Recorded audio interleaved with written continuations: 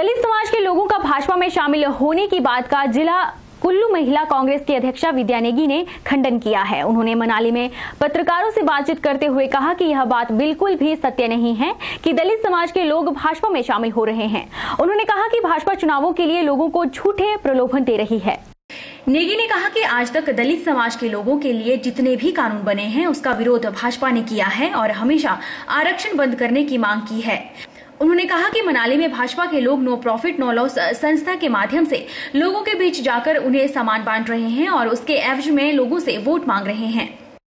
ये बिल्कुल भी सच नहीं है कि दलित समाज जो है वो बीजेपी की तरफ झुक रहा है और कभी वो झुक भी नहीं सकता, क्योंकि बीजेपी की जो आइडियोलॉजी है वो समाज में बराबरी के विरुद्ध है। दूसरी बात, बहुत झूठ कहा जा रहा है कि इतने लोग, इतने 800 परिवार, 1000 परिवार मिल गए हैं, लेकिन हमें भी पता है कि जो हमारा मनाली का रामबाग है, रामबाग में जो ऑडिटोरियम है वहाँ पे बैठने की कितनी क्षमता है। अगर इतने परिवार वहाँ पे आके मिलते हैं तो इसका मतलब है कि वो ही आके सारे लोग मिले हैं। नो प्रॉफिट ऑर्गेनाइजेशन के माध्यम से लोगों के बीच में इस तरह से सामान बांटना और उसके बाद उसके बदले में लोगों से वोट के इच्छा रखना, ये बहुत ही गलत है। कारगिल युद्ध में जीत के जश्न व कारगिल शहीदों की याद में नवोत्थान संस्था ने मंडी के सेरी मंच स्थित कारगिल शहीद पार्क में बुधवार शाम कैंडल जलाकर शहीदों को श्रद्धांजलि अर्पित की। इस दौरान संस्था के सदस्यों और अन्य लोगों ने बड़ी संख्या में भाग लेकर शहीदों को याद किया और कैंडल जलाकर श्रद्धासुमन अर्पित किए। बता दें कि कार्यक्रम का आयोजन शहीदों की याद और सम्मान के लिए किया गया था। इस देश के वीर सैनिक जब माइनस डिग्री टेम्परेचर से कम पर इस देश की सीमाओं की सुरक्षा करते हैं, तभी इस देश के आम नागरिक आसानी से सो पाते हैं। इस देश की सेना को भी सैल्यूट एंड हैट्स ऑफ। सेना के साथ साथ, शहीदों के साथ साथ उनका परिवार भी इस त्रासदी का शिकार होता है।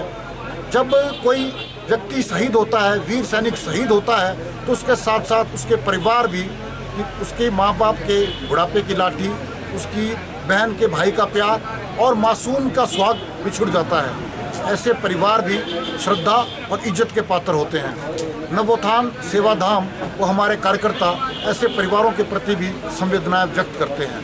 महज संवेदनाएं ही व्यक्त नहीं करते, परंतु हम ये विश्वास दिलाते हैं कि ऐसे परिवारों के सुख दुख में हम सब लोग एक चट्टान की तरह खड़ा होकर उनका साथ देंगे।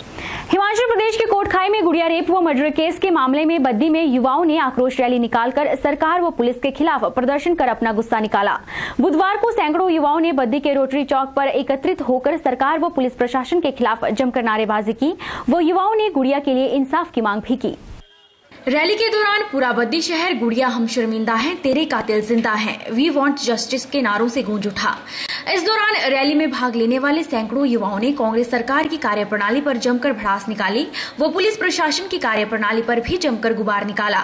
युवाओं का कहना है कि गुड़िया केवल कोटखाई की ही नहीं बल्कि पूरे हिमाचल की बेटी थी। यह लड़ाई हर उस घर की है जिसमें बेटियां हैं।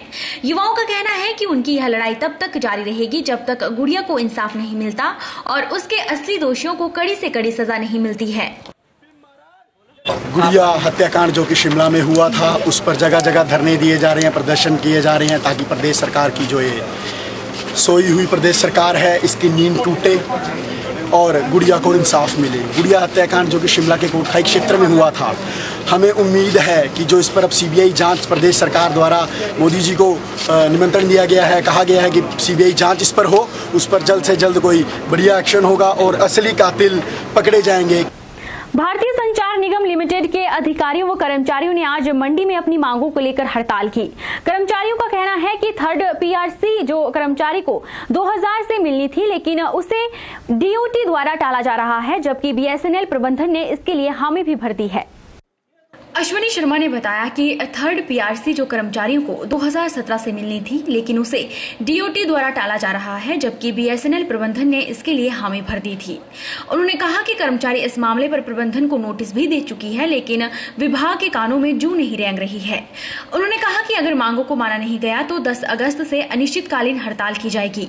जैसा कि विदित है कि थर्ड पीआरसी जो कि हमें 2017 से मिलनी थी, उसे टाला जा रहा है, जबकि बीएसएनएल प्रबंधन ने इसके लिए हामी भर दी है, लेकिन डीओटी इसके लिए हाँ नहीं कर रहा है, जिसके कारण हमने पहले नोटिस दिया, फिर धरना दिया, लेकिन उनके जू नहीं रेंगने के कारण अब हमने हड़ताल का आयोजन किया है 1 दिन की।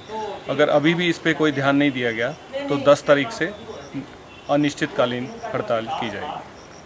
हर वर्ष की तरह इस वर्ष भी हमीरपुर नारायणी सेवा संस्थान टीचर डे पर 51 अध्यापकों को सम्मानित करेगी। ये सम्मान समारोह गौतम ग्रुप कॉलेज में आयोजित किया जाएगा। यह जानकारी संस्था के अध्यक्ष राशिल सिंह मनकोटिया ने दी।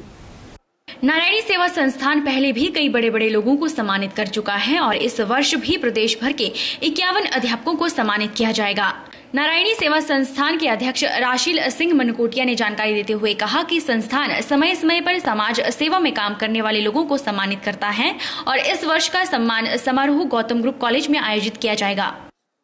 शाखा हमीरपुर द्वारा गत वर्ष की भांति इस साल भी प्रदेश स्तरीय टीचर डे हमीरपुर में मनाने का निर्णय लिया है। इस कार्यक्रम में 51 टीचरों को जो समाज सेवा से जुड़े हुए हैं उनको संस्था द्वारा सम्मानित किया जाएगा। ये कार्यक्रम 5 सितंबर को हमीरपुर के गौतम कॉलेज में होगा। इसलिए मेरा सभी जो इस कार्यक्रम में भाग लेना चाहते हैं उन टीचरों से निवेदन है कि वो अपना आवेदन 20 अगस्त तक कर दें। वक्त चला है छोटे से ब्रेक का। ब्रेक के उस पार फौरन लौटेंगे, आप बने रहिए हमारे साथ।